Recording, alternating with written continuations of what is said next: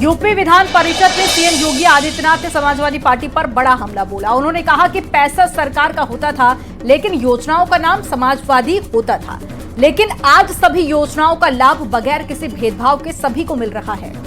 और महाकुंभ पर अखिलेश ममता लालू के विवादित बयान पर प्रतिक्रिया भी आ गई है। विपक्ष के सवालों का सीएम ने जवाब दिया। उन्होंने कहा कि महाकुंभ में जिसने जो तलाशा उसको वो मिला, गिद्धों को लाश मिली, सुअरों को गंदगी मिली। सीएम योगी ने कहा कि संवेदनशील लोगों को महाकुंभ में रिश्तों की तस्वीर मिली है। विपक्ष पर बड़ा हमला बोलते हुए कहा कि कठपुतलापन की संस्कृति नहीं चलेगी, बच्चे वैज्ञानिक बने, मौलवी नहीं। सीएम योगी ने विपक्ष को जहां करारा जवाब दिया, वहीं उनके बयान पर अब सियासी घमासान है। अखिलेश ने फिर से योगी पर निशाना साध दिया है।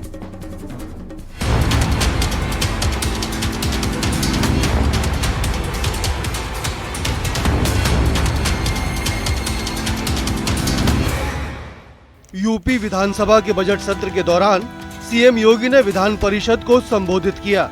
इस दौरान सीएम योगी ने एक बार फिर विपक्ष पर बड़ा हमला बोला। सीएम योगी ने कुंभ को लेकर आंकड़े सदन में रखे, वहीं विपक्ष पर भी करारा पलटवार किया। सीएम योगी ने कहा कि सनातन की सुंदरता समाजवादी पार्टी को नजर नहीं आई। ये लोग बीजेपी से लड़ते लड़ते भारत से लड़ने लगे हैं। यानी हर कार्य को समाजवादी नाम दे। बस सेवा भी पैसा सरकारी, लेकिन उसका नाम है समाजवादी बस सेवा।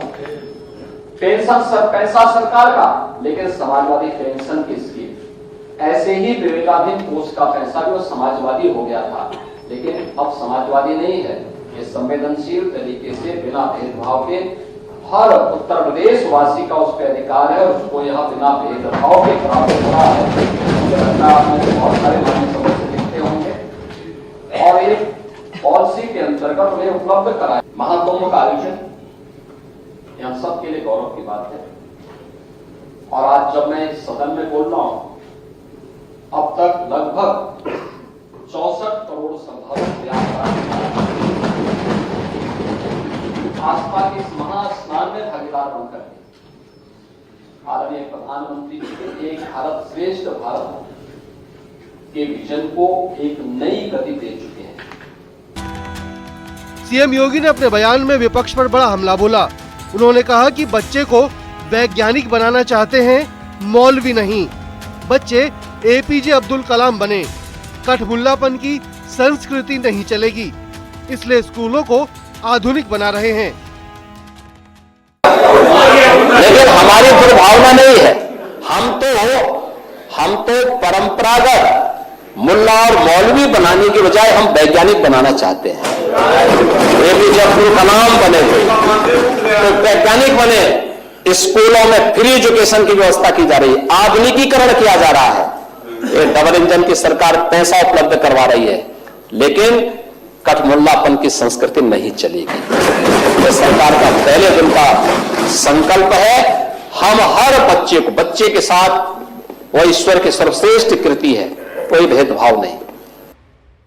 सदन में सीएम योगी ने कहा कि यूपी में कानून व्यवस्था बेहतर है। 2017 से पहले दंगे और पलायन होते थे, बेटियां घरों से बाहर नहीं निकलती थीं, लेकिन अब यूपी में कानून का राज है। गुंडे बदमाश या तो जेल में है या फिर जहन्नुम में। महाकुंभ को लेकर सीएम योगी ने कहा कि प्रदेश में पंचतीर्थ बन गए हैं।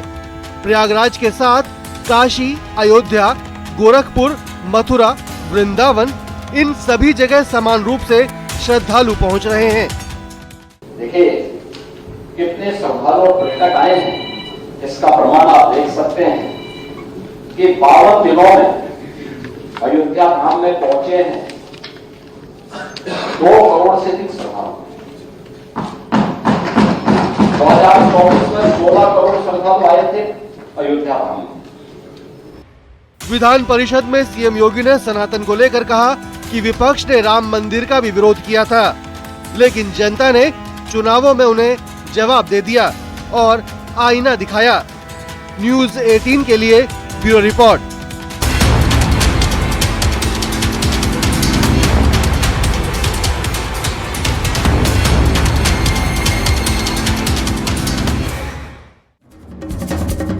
यूपी विधानसभा में सीएम योगी के बयान पर सियासी घमासान जारी रहा और नेता प्रतिपक्ष ने जहां कंस और श्री कृष्ण का उदाहरण दिया, वहीं बीजेपी ने विपक्ष को ही दुर्योधन रावण की तरह बता दिया। देखना यह है कि सीएम योगी के महाकुंभ और सनातन को लेकर दिए बयान पर मचा सियासी घमासान कहां जाकर थमता है।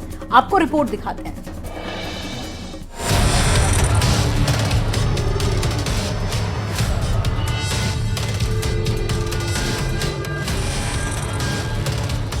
महाकुंभ के खिलाफ सीएम योगी के बयान पर यूपी विधानसभा में सियासी तनातनी जारी है। सीएम योगी ने विधानसभा में कहा था कि महाकुंभ में जिसने जो तलाशा उसको वो मिला। गिद्धों को लाश मिली, सुअरों को गंदगी मिली, जबकि संवेदनशील लोगों को रिश्तों की सुंदर तस्वीर मिली। किसी ने सच कहा कि महाकुंभ में जिसने जो तलाशा उसको वह मिला। गिद्धों को केवल घास मिली, सुअरों को गंदगी मिली, संवेदनशील लोगों को रिश्तों की खूबसूरत तस्वीर मिली, आस्थावानों को पुण्य मिला, सज्जनों को सज्जनता मिली, गरीबों को रोजगार मिला, अमीरों को धंधा मिला, श्रद्धालुओं को साफ सुथरी व्यवस्था मिली, पर्यटकों को अव्यवस्था मिली, सद्भावना वाले लोगों को जाति रहित व्यवस्था मिली, भक्तों को भगवान मिले। मतलब सबने अपने स्वभाव और चरित्र के अनुसार चीजों को देखा। एक ही घाट पर सभी जाति वर्ग के तीर्थयात्री स्नानार्थी बिना किसी भेदभाव के नहाते रहे। सनातन की सुंदरता आखिर समाजवादी और वामपंथियों को कैसे नजर आएगी। यूपी विधानसभा में दिए सीएम योगी के बयान पर नेता प्रतिपक्ष माता प्रसाद पांडे ने पलटवार किया है। उन्होंने महाभारत का जिक्र करते हुए कृष्ण और कंस की बात कही। उन्होंने कहा, जैसे भगवान कृष्ण से कंस डरा रहता था, वैसा ही आज भी हो रहा है। एक कंस था, राजा था, और उसे भय था कि कृष्ण पैदा हो जाएंगे तो मैं खत्म हो जाऊंगा। तो उनको भी 24 घंटा कंस को संशय रहता था और हमेशा प्रयास रहता था कृष्ण आगे ना आने का। यही स्थिति यहाँ की भी है। माता प्रसाद पांडे के बयान पर डिप्टी सीएम ब्रजेश पाठक ने पलटवार किया। उन्होंने कहा कि इनका आचरण कंस, रावण और दुर्योधन जैसा है। हम कह सकते हैं, अगर जो इन्होंने कहा है, जो स्क्रिप्ट लिखवा करके माता प्रसाद जी से कहलाया है, आप देखिए इनके आचरण को। इनका आचरण दुर्योधन की तरह है, इनका आचरण कंस की तरह है, इनका आचरण रावण से मेल खाता है। सनातन संस्कृति के बारे में ये नहीं बोले तो ठीक है। ऐसे लोगों को पहली बार उदय नहीं हुआ है। सनातन संस्कृति पर हमले तब हुए थे जब नालंदा तक्षशिला पर हमले हुए थे, वेद पुराणों को जलाया गया था। उस समय हमारे मनीषियों ने कहा था अपने शिष्यों से, इसे याद कर लो, हमारी गुरुदक्षिणा यही है कि आने वाली पीढ़ी को याद करा देना। लेकिन सनातन संस्कृति का झंडा इतने हमलों के बाद भी नहीं झुका है, चाहे मुगल हो चाहे अंग्रेज हो। यूपी विधानसभा में नेता प्रतिपक्ष माता प्रसाद पांडे के बयान पर बीजेपी प्रदेश अध्यक्ष भूपेंद्र चौधरी ने कहा कि जिस तरह से कृष्ण से कंस डरता था, उसी तरह लोग अखिलेश यादव से डरते हैं। डरने वाले लोग, उनके शासन से लोग सब डरते हैं। जिस प्रकार से समाजवादी पार्टी के समय अराजकता, गुंडागर्दी, बेईमानी, भ्रष्टाचार और समाजवादी पार्टी की अलग अलग सरकारों के कालखंड में जिस प्रकार से कार सेवकों का नरसंहार हुआ, हिंदू संस्कृति और परंपरा को दबाने का काम किया, तो निश्चित रूप से अब जनता समझती है। सीएम योगी के बयान पर शुरू हुए वार पलटवार की सियासी लड़ाई अब दुर्योधन, कंस और भगवान कृष्ण तक पहुंच गई है। अब देखना यह है कि बयानों में कंस और रावण के बाद अब किसकी एंट्री होती है। न्यूज़ 18 के लिए ब्यूरो रिपोर्ट।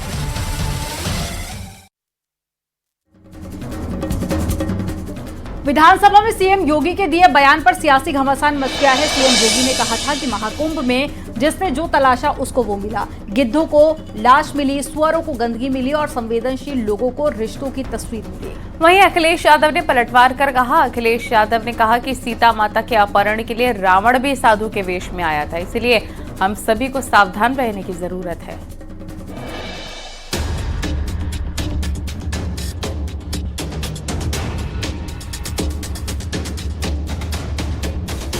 महाकुंभ में जिसने जो तलाशा उसको वह मिला। गिद्धों को केवल घास मिली,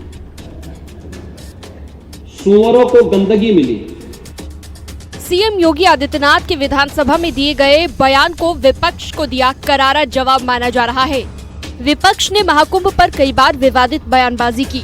पश्चिम बंगाल की मुख्यमंत्री ने जहां महाकुंभ को मृत्यु कुंभ कहा था, वहीं आरजेडी सुप्रीमो लालू प्रसाद यादव ने महाकुंभ को फालतू की चीज कहा था।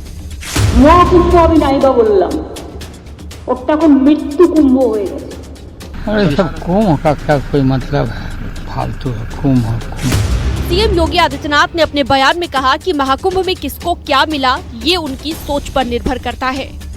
संवेदनशील लोगों को रिश्तों की खूबसूरत तस्वीर मिली, आस्थावानों को पुण्य मिला, सज्जनों को सज्जनता मिली, गरीबों को रोजगार मिला, अमीरों को धंधा मिला, श्रद्धालुओं को साफ सुथरी व्यवस्था मिली, पर्यटकों को अव्यवस्था मिली, सद्भावना वाले लोगों को जाति रहित व्यवस्था मिली, भक्तों को भगवान मिले।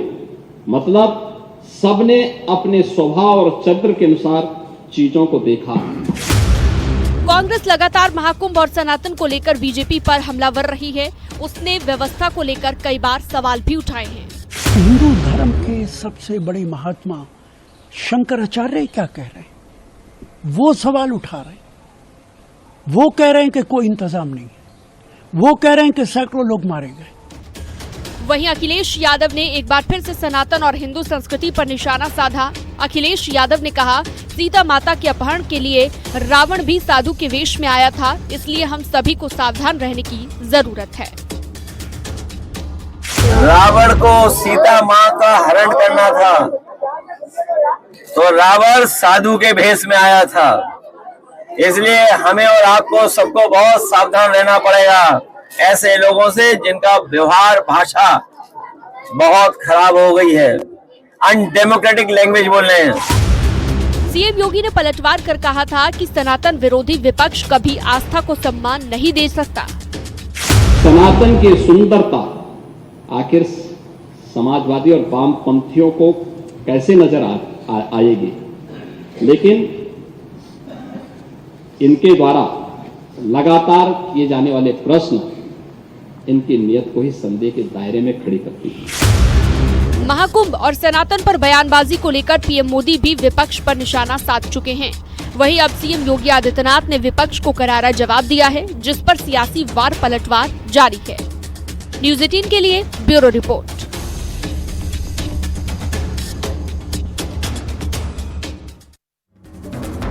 सनातनी परंपरा में गुरु गोरखनाथ को भगवान भोले शंकर का ही अवतार माना जाता है। गोरक्षपीठ शैव परंपरा को मानने वाला मंदिर है, इसलिए मंदिर में भगवान भोले शंकर की विशेष पूजन अर्चन होती है। गोरक्षपीठ में पीठाधीश्वर की पूजा भगवान गोरखनाथ के प्रतिनिधि के तौर पर होती है और उसे भगवान शंकर का ही प्रतीक माना जाता है। पीठाधीश्वर होने के नाते सीएम योगी आदित्यनाथ ही भगवान शंकर की पूजा अर्चना करते हैं। आपको रिपोर्ट दिखाते हैं।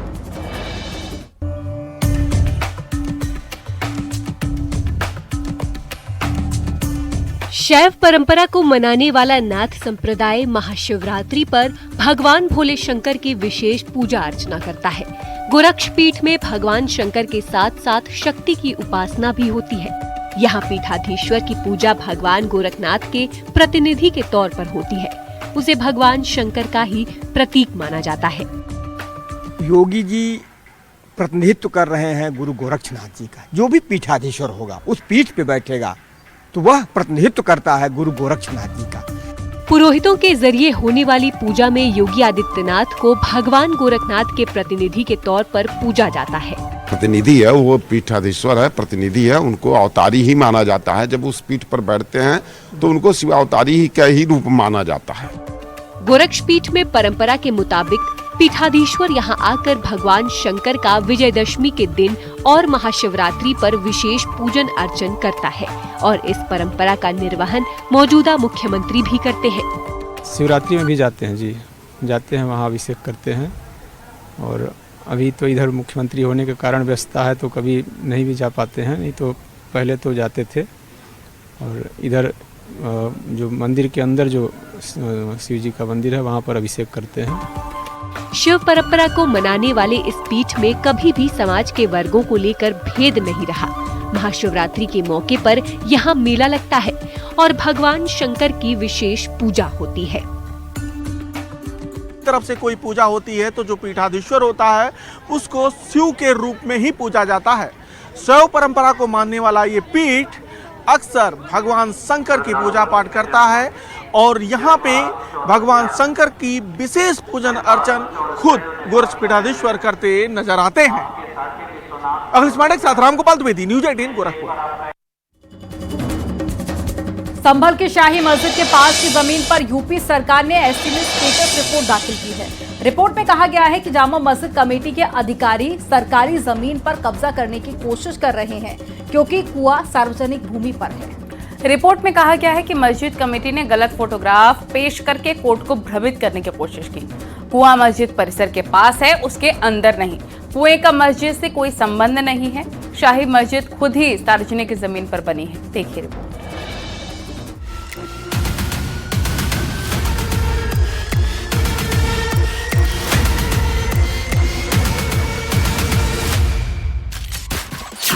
यूपी सरकार ने संभल मामले पर सुप्रीम कोर्ट में स्टेटस रिपोर्ट दाखिल की है, जिसमें यूपी सरकार की तरफ से कई दावे किए गए हैं। यूपी सरकार ने कोर्ट को बताया कि मस्जिद कमेटी ने गलत फोटोग्राफ पेश कर कोर्ट को भ्रमित करने की कोशिश की है। कुआं मस्जिद परिसर के पास है, उसके अंदर नहीं। कुएं का मस्जिद से कोई संबंध नहीं। शाही मस्जिद खुद ही सार्वजनिक जमीन पर बनी है। लंबे वक्त से कुएं का उपयोग सभी समुदाय के लोग करते रहे हैं। 1978 में हुए सांप्रदायिक दंगों के बाद कुएं के एक हिस्से पर पुलिस चौकी बना दी गई। दूसरा हिस्सा इसके बाद भी इस्तेमाल में बना रहा, लेकिन 2012 के आसपास इस कुएं को ढक दिया गया। ये कुआं उन 19 प्राचीन कुओं में से एक है जिनका जिला प्रशासन जीर्णोद्धार करने में लगा है। इन ऐतिहासिक कुओं से संभल को सांस्कृतिक पहचान मिलेगी। संभल मामले में दर्ज अलग अलग याचिकाओं पर सुप्रीम कोर्ट अब 3 मार्च को सुनवाई करेगा। संभल मामले में दायर विभिन्न याचिकाओं पर सुप्रीम कोर्ट अब 3 मार्च को सुनवाई करेगा। आपको बता दें, इस मामले में उत्तर प्रदेश सरकार ने सुप्रीम कोर्ट में स्टेटस रिपोर्ट दाखिल की गई है। दायर रिपोर्ट में ये कहा गया है कि संभल जामा मस्जिद में जो कुआं है वह पब्लिक लैंड पर बना हुआ है। खुद मस्जिद कमेटी ने गलत फोटो पेश करके अदालत को गुमराह करने की कोशिश की है। सरकार ने मस्जिद इंतजामिया कमेटी के उस दावे को भी खारिज कर दिया है जिसमें कुएं को मस्जिद की प्रॉपर्टी बनाया गया था। वहीं समाजवादी पार्टी का कहना है कि संभल मामले में सरकार ने कोर्ट में जो स्टेटस रिपोर्ट पेश की है वो सही नहीं है, लेकिन उन्हें सुप्रीम कोर्ट पर पूरा भरोसा है। संभल में जिस तरह से शासन और प्रशासन ने मिली भगत करके वहां के माहौल को बिगाड़ने की कोशिश किया, वहां पर जो घटनाएं घटित हुई उससे समाज द्रवित है। अपनी स्टेटस रिपोर्ट में जो सरकार ने सुप्रीम कोर्ट में हलफनामा दाखिल किया है वह असत्य है, झूठ है। सुप्रीम कोर्ट पर पूरा देश भरोसा करता है। माननीय सर्वोच्च न्यायालय फैसला करेगा। वहीं बीजेपी प्रवक्ता का कहना है कि 2017 से पहले सरकारी जमीनों पर बड़े पैमाने पर अतिक्रमण हुआ, लेकिन अब योगी राज में सार्वजनिक संपत्ति को अतिक्रमण मुक्त करवाने की मुहिम जारी है। संभल में भी इसी कड़ी में कानूनन प्रक्रिया के तहत काम हो रहा है। आज उत्तर प्रदेश में जब योगी आदित्यनाथ सरकार बनी है तो हमने सभी प्रकार के अतिक्रमणों से मुक्ति दिलाने का काम किया है। जहां कहीं भी अवैध कब्जा करके हमारे रीति रिवाज के स्थलों को, पारंपरिक स्थलों को, कुओं को ढकने का काम किया गया था, इस संदर्भ में जो तथ्यपरक रिपोर्ट है वो हमने कोर्ट के सामने प्रस्तुत करने का काम किया है। हमें पूरा विश्वास है कि कोर्ट न्याय करने का काम करेगी और जो भी अवैध कब्जे हैं उनसे मुक्त कराने का काम करेगी। यूपी सरकार ने सुप्रीम कोर्ट में स्टेटस रिपोर्ट में कहा है कि मौजूदा मस्जिद समिति का आवेदन विवादित स्थल के मामले के दायरे से पूरी तरह बाहर है। मस्जिद समिति कोशिश कर रही है कि सार्वजनिक कुएं पर निजी अधिकार बनाया जा सके। न्यूज 18 के लिए ब्यूरो रिपोर्ट। दिल्ली सरकार में मंत्री मनजिंदर सिंह सिरसा ने दिल्ली के पूर्व सीएम अरविंद केजरीवाल पर गंभीर आरोप लगाया। उन्होंने कहा कि केजरीवाल ने केवल शीश महल ही नहीं बनवाया बल्कि सीएम ऑफिस पर भी पानी की तरह जनता का पैसा बहाया। बीजेपी का केजरीवाल पर गंभीर आरोप है कि केजरीवाल ने जनता के 80 करोड़ रुपए अपने आलीशान ऑफिस के लिए खर्च किए हैं। सिरसा जी, एक सवाल, शीश महल जा पाए, देख के आए? वैसे तो पापी महल है, वहां जाने का मन तो नहीं है, लेकिन देखने की इच्छा है। एक इच्छा इसलिए है क्योंकि 10 लाख की टॉयलेट सीट पे जिस पे केजरीवाल जी उस पे बैठे बिना उनको चैन नहीं मिलता था, वो 80 लाख की जकूजी जिसमें वो बैठकर दिल्ली को बेवकूफ़ बना के गर्म पानी की जकूजी में बैठते थे, जो 25 लाख का कलीन जिस पर वो चलते थे, वो 8-8 लाख का पर्दा जो रिमोट से टू टू करके आगे पीछे होता था, वो देखने की इच्छा जरूर है। इच्छा है तो जनता के लिए भी खुलवाएंगे देखने के लिए? हम तो चाहते हैं कि इसको म्यूजियम ही बना दिया जाए, करप्शन का म्यूजियम ही बना दिया जाए। बाकी देखते हैं, तय करेंगे। कुछ सरकार की भी परंपराएं होती हैं, कुछ मर्यादाएं होती हैं, उनको भी ध्यान में रखना है। लेकिन मेरी दिली इच्छा तो यह है कि इसको करप्शन का म्यूजियम बनाकर लोगों के लिए खोल दिया जाए और हर चीज़ का रेट वहाँ लगा दिया जाए, ताकि लोगों को पता तो चल पाए कि अरविंद केजरीवाल का सत्ता में आने का कारण क्या था। पर मैं एक बात आपको जरूर कहना चाहता हूँ, अगर आप मेरे को ध्यान से मेरी बात को इसको तवज्जो दें तो एक दिन आपको सीएम का कार्यालय आना चाहिए और अपने कैमरामैन के साथ आना चाहिए और आके देखना चाहिए लग्जरी कहाँ खत्म होती है, या मैं कहूँगा कि लग्जरी का अंत क्या हो सकता है। वो आके अगर आप सीएम ऑफिस में देखेंगे, अरविंद केजरीवाल जी ने लगभग 80 करोड़ रुपए अपने दफ्तर पे लगाया। एक बार 80 करोड़ रुपए दफ्तर पे लगाया, ये नया खुलासा है। और अभी रुकेंगे एक छोटे से ब्रेक के लिए। आप देखते रहिए न्यूज़ 18।